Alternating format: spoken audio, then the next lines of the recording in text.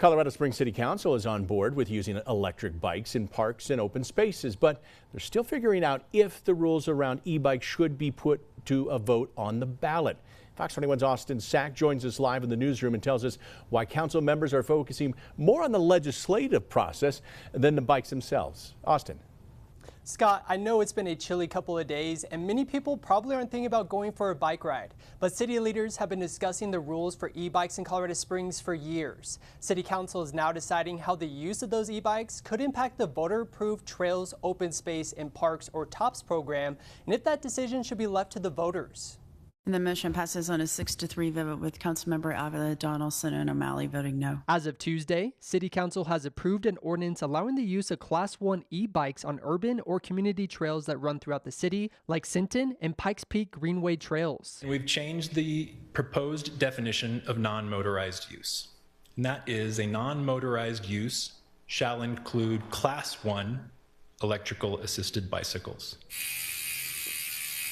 Under the ordinance, Class 1 e-bikes like this one would be allowed on trails where other bikes are already allowed. These e-bikes come with motors providing boosts up to 20 miles per hour, but only when the rider is pedaling. I absolutely support Class 1 e-bikes being classified as non-motorized. I'm convinced of that.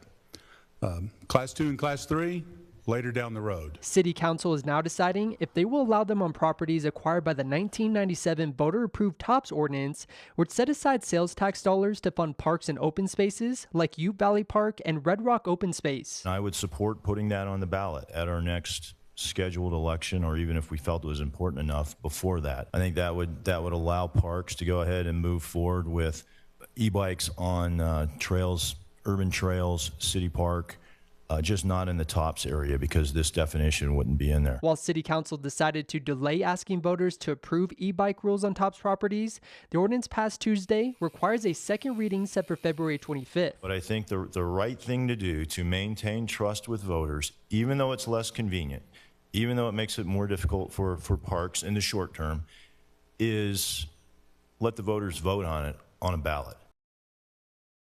Colorado Springs City Council decided yesterday's deadline for the upcoming April ballot didn't give them enough time to properly create a ballot question. Now, if this ordinance fails at its second reading coming up later this month, then voters can see this issue ahead of them on the April 2027 ballot. Reporting live in the newsroom, Austin Sack, Fox 21 News. Continue to follow. Thank you, Austin.